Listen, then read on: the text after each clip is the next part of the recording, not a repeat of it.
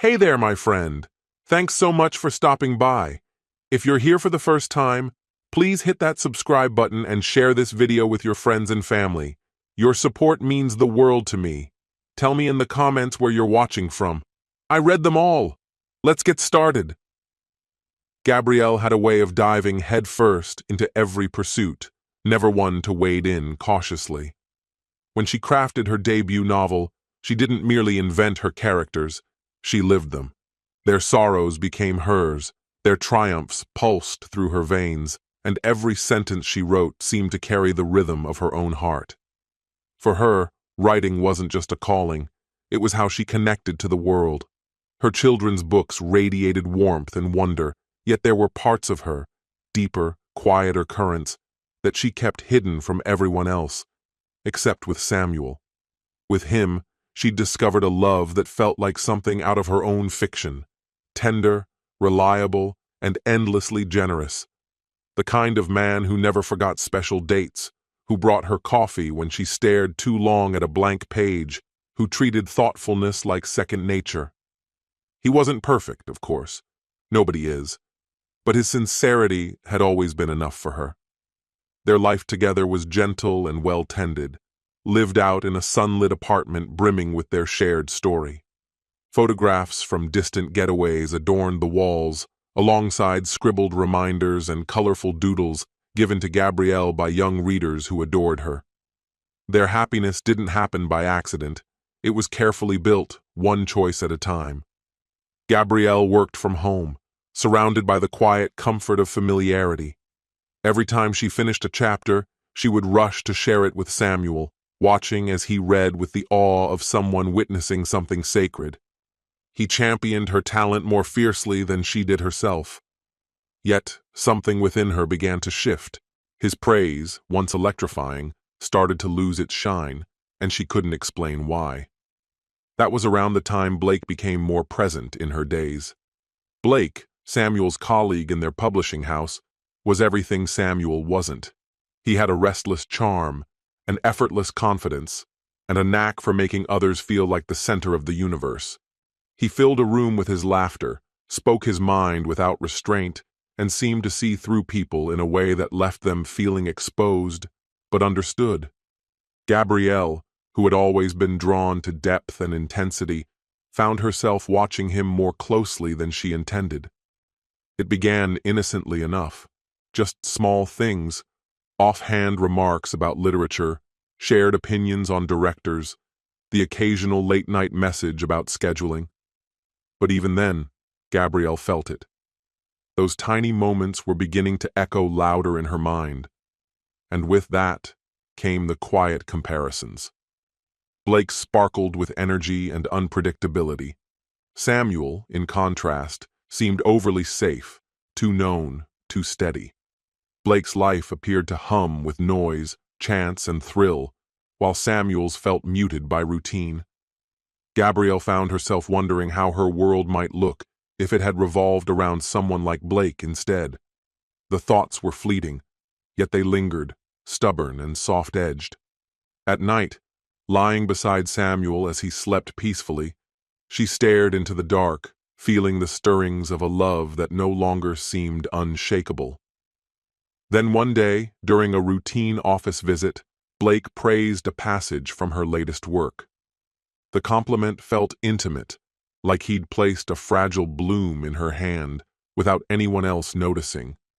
It made her breath catch, more than it should have, and with that moment, something delicate but dangerous sparked, something she refused to name. Afterward, every conversation with Blake felt charged, every glance tinged with possibility. When he laughed at her jokes, it seemed more genuine, more wholehearted than Samuel's ever had. When he admired her messy bun, she hesitated before undoing it. Even his most mundane requests sent her pulse skittering. Still, Gabrielle tried to reclaim what was slipping. She suggested romantic dinners, walks through the park, small gestures to stir up the old magic. But part of her had already drifted beyond reach. That part whispered Blake's name. Yet she said nothing. She carried on, pretending nothing had shifted. She kept writing, kept embracing Samuel at night like her heart hadn't begun to fray. But it had. She wasn't simply torn, she was coming undone. The pull of temptation grew stronger with each passing day. Gabrielle told herself she was resisting, but deep down, she knew she wasn't trying hard enough. Because the truth was, the risk, the secrecy, made her feel more alive than she had in years. It was as if she were living in two worlds, one rooted in stability and love, the other ignited by an untamed allure. She didn't see, not clearly, how silently she was edging toward a point of no return. It all began in whispers, those hushed inner debates she believed she could control. Like so many missteps, it started subtly. The messages between her and Blake multiplied, first cloaked in business talk, then increasingly personal. Private jokes, thoughtful asides sent late into the night, meandering exchanges that never seemed to end. Conversations she had never shared with Samuel. She knew the slope was slippery, but she kept walking. Then came the moment that rewrote the story. After a routine meeting, Blake's arm brushed against hers, soft, intentional. A jolt passed through her, one she tried to dismiss, but couldn't. He had a way of approaching the line without stepping over, unless she gave permission, and this time she didn't step away. A week later, he invited her out to discuss a prospective project over coffee. They sat close, their knees nearly touching, ideas flowing easily between them. Somewhere amid the conversation, their eyes lingered too long. As they stood to leave, he leaned in and kissed her. It was brief, but it echoed through her like a siren. Her heart pounded all the way home, thoughts racing. She called it a mistake, a careless lapse, but something in her didn't want to forget it. The kiss stayed with her, haunting her quietly. Samuel noticed a shift in her. He asked gently if she was all right. She offered him a weary smile and muttered something about stress. He accepted the answer. He always had. Gabrielle lived in two worlds, each demanding a different version of herself. In one, she was the devoted wife, sharing meals with Samuel's family, pouring her energy into her novels, her smile still soft with love. In the other, she orchestrated moments to slip away, making room for secret encounters with Blake, convincing herself she could handle the situation. But she was deluding herself. What began as casual messages quickly escalated into frequent calls, and eventually, regular meetings that became a fixture of her routine. The situation spiraled when those meetings crept into the house she and Samuel called home. Once a place filled with safety and shared dreams, it had become the backdrop for betrayal. Blake admitted the risk turned him on. Gabrielle called it foolish, yet something inside her whispered it was inevitable. They were hooked, not just on each other but on the thrill of deception and the addictive pull of duality. Though her writing was filled with heroines who stood for truth and virtue, Gabrielle's personal life was marked by stark contradictions. Sleep became elusive. She often stared at the ceiling, trying to justify her actions to herself. There were nights she cried silently under the running water, disgusted by her reflection, only to dry her tears, apply perfume, and send Blake a playful emoji. She was trapped in a loop she no longer knew how to break. Her longing for Blake grew louder than her conscience. The promises she'd made to Samuel felt distant, words she repeated more out of routine than belief. Now and then, she fantasized about laying it all bare, but fear always stopped her. She kept stalling, inventing new reasons to keep the truth buried. Blake, for his part, seemed unconcerned with the consequences. He told her not everything had to be clear-cut, that life existed in shades of gray. Gabrielle clung to his words, maybe to shield herself from the heartbreak she knew she was causing. The guilt of deceiving the one person who had loved her without question was suffocating. One night, after another secret meeting, she returned to find Samuel asleep on the couch, one of her novels resting gently on his chest. The image cut deep. She thought about waking him, about finally confessing. But instead, She draped a blanket over his sleeping form and slipped quietly into their bedroom, her guilt pressing heavier with every step. She barely recognized herself anymore. The woman in the mirror was a stranger. The allure of being with Blake had dulled. Though the affair persisted, the excitement had drained away. Yet she couldn't bring herself to end it. Something in her hoped fate would intervene, that someone else would put a stop to what she no longer had the courage to. Perhaps, on some level, she wished to be caught, believing that exposure would free her from her own weakness. What she didn't know was that her silent wish was closer to becoming reality than she imagined. Samuel had been watching all along. Behind his usual calm and gentle gestures was a man who saw more than he let on. He noticed her hesitation, her lukewarm affection, how her hugs felt shorter, more mechanical. He said nothing, not because he was blind, but because he wanted certainty rather than suspicion. He believed that confronting undeniable truth was easier than living with doubt. In his heart, he'd already begun to mourn what was lost. His moment of reckoning came at the company's annual gala, an elegant event celebrating employees, authors, and stakeholders alike. Gabrielle was honored that evening for her literary accomplishments. Blake, as always, worked the room effortlessly. Everything appeared normal, until Samuel's phone buzzed with an anonymous message. "Check the meeting room on the 3rd floor." Quietly, he set his glass down and scanned the room, searching for Gabrielle and Blake. He moved calmly, methodically, through clusters of guests, past the glowing terrace, through shadowed corners. When he realized they were both absent, his suspicions solidified. Though his heartbeat quickened, his face betrayed nothing. With quiet resolve, he made his way upstairs. The door to the meeting room was ajar.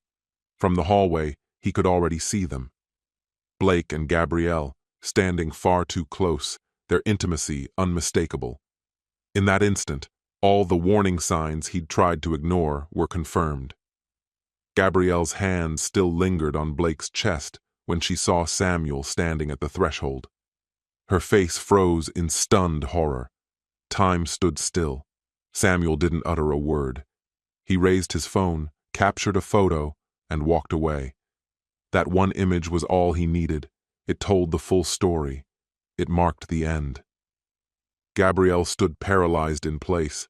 Blake tried to act composed, but the absence of rage in Samuel's eyes was more damning than fury. When Gabrielle rejoined the party, her hands shook as she scanned the room for her husband. He was among the guests, smiling as though nothing had happened. His calmness chilled her to the core. She tried to speak to him, but he avoided her gaze and stepped up to the stage for the closing remarks. With quiet poise, Samuel thanked the team, acknowledged the year's efforts, then paused. He said he had something personal to reveal. He asked everyone to turn their attention to the screen. Moments later, the image appeared, Gabrielle and Blake in an unmistakable embrace. The room fell into stunned silence. Murmurs erupted. Some gasped, others exchanged knowing glances. Samuel took a breath and spoke clearly. "This is the woman I've shared my life with. And this is the man I once called my closest friend. As of tonight, I am no longer a husband." And just like that, it ended. With a voice stripped of emotion, he offered a final thank you to the audience before stepping down from the stage. The silence that followed was suffocating, as if the air itself had been drained from the room. Gabrielle tried to slip away unnoticed, but every glance in her direction felt heavy with blame. Quiet whispers chased her steps, soft, damning echoes of disapproval. She looked for Samuel, desperate to say something, to explain, but he brushed past her without a glance, as though she were a stranger. Blake hesitated, his discomfort written all over his face. He made an awkward attempt to duck out through a side door, but it was already too late. People had seen him. Gabrielle wandered away from the building, uncertain of where to go. She pulled out her phone to request a ride, but her hands shook so badly it took multiple tries before she could press the right buttons. When the car arrived, she climbed in without a word. At first, she gave the driver her home address. But midway through the trip, the thought of returning to the apartment she still shared with Samuel made her stomach turn. She quickly changed the destination, Alina's place, a friend who lived across town.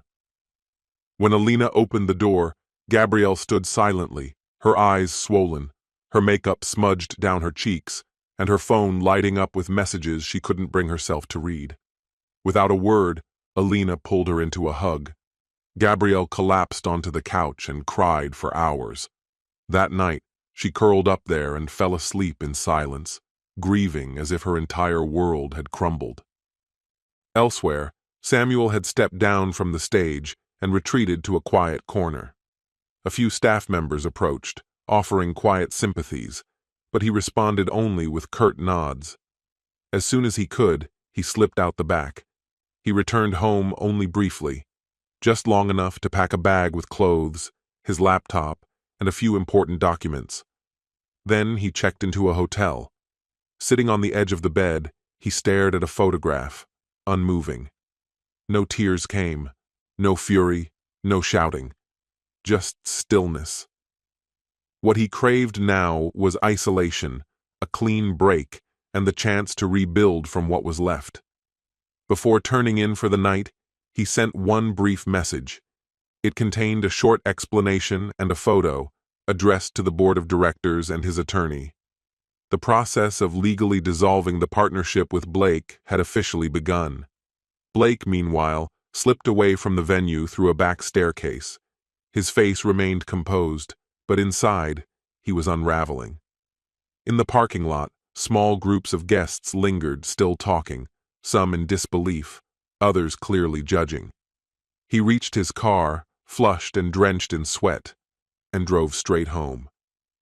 Alone in his apartment, he locked the door behind him, turned off his phone, and dropped his jacket to the floor. A sense of dread took hold, stronger than fear of the scandal itself. He understood, with sudden clarity, that he hadn't just lost Samuel as a business partner and a friend, he had also shattered the professional reputation he had spent years building. He dialed Gabrielle's number, hoping she'd pick up. It went straight to voicemail. He tried again. Still nothing. The entire night passed with him staring at his phone, waiting for a reply that never came. For the first time, he realized he was entangled in something far bigger than he could manage, caught in a situation with no clear way out, and now he would have to face it alone. By the next morning, still holed up in the hotel, Samuel sent an email to the company's IT department. He ordered immediate termination of all system access for both Gabrielle and Blake. Within hours, their ID badges were deactivated. Just like that, their connection to the publishing house was cut permanently. The days that followed were consumed by silence. Samuel remained isolated in his hotel room, offering no responses, no explanations. He ignored every attempt at contact. He wasn't ready to see Gabrielle. He didn't want to hear her voice. What he needed was distance. In the evenings, he sat alone, reviewing legal paperwork, sending instructions to his attorneys, making decisions he had never imagined he'd have to make. The patient, accommodating man he once was, had been replaced by someone colder, methodical, detached, and determined to sever ties cleanly.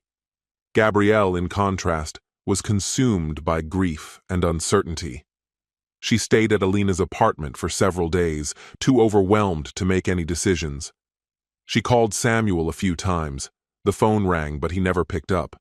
She even left a voicemail, her voice cracking with desperation, pleading for a conversation, for closure. But there was no response. Eventually, drained from waiting, she returned to the apartment. Inside, everything looked untouched, but the emptiness was crushing. It didn't feel like Samuel had just stepped out. It felt like he had removed himself entirely, days ago, scrubbing away all presence. She placed her suitcase down and decided to stay, hoping, just maybe, that he might come back. She brewed a pot of coffee, opened the windows, turned on the lights, small rituals meant to reclaim the space. But Samuel never returned. Days passed, then weeks. Still, he stayed away. And then, the lawyers reached out. Samuel had filed for divorce, requesting that the process be handled quickly and without complication. The legal proceedings moved fast. Since the publishing house had been founded in his name prior to the marriage, Gabrielle had no legal claim to it. Her only entitlement was to half the value of their shared apartment. Everything else had been legally secured, out of reach. There was no negotiation, no middle ground. To make matters worse, Samuel had also initiated a civil lawsuit against Blake, citing breach of fiduciary duty. Legally, business partners owe each other loyalty, an obligation to act in the best interest of the company. Blake's relationship with Gabrielle and the misuse of company time and resources for their meetings amounted to a violation of that duty. The case moved swiftly. The public nature of the scandal only made Samuel's case stronger. Blake was ordered to compensate extensively, covering not just financial and emotional damages, but also the deep betrayal that had irreparably fractured the alliance. It was a decisive and devastating loss. In the aftermath of the controversy, both Gabrielle and Blake were effectively exiled from the publishing world. Existing contracts vanished. Invitations to prestigious literary gatherings were abruptly withdrawn. Their online presence withered to silence. Each tried in their own way to offer explanations, attempts at justification, defense, or remorse, but none of it resonated. Their reputations collapsed before their eyes. Doors that were once open slammed shut. They became emblematic of dishonesty and public failure. While they contended with the fallout, Samuel pushed ahead.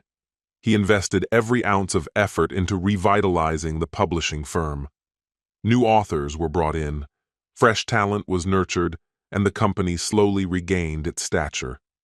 Ironically, the very scandal that destroyed Gabrielle and Blake drew attention to the publisher they had once been part of.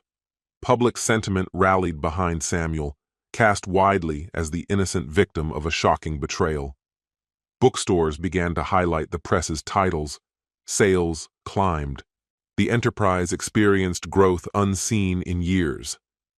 Though Samuel avoided boasting, he understood the full weight of what he'd accomplished, a victory both personal and professional. Not only had he emerged victorious legally and financially, but he had also broken free from the constraints that once held him back. He had made a clean and deliberate separation, and it had been the right move. This story has come to an end. What's your opinion? Share it in the comments, my friend, and if you like this story, check out other exciting videos on my channel. I'll say goodbye until the next video. See you.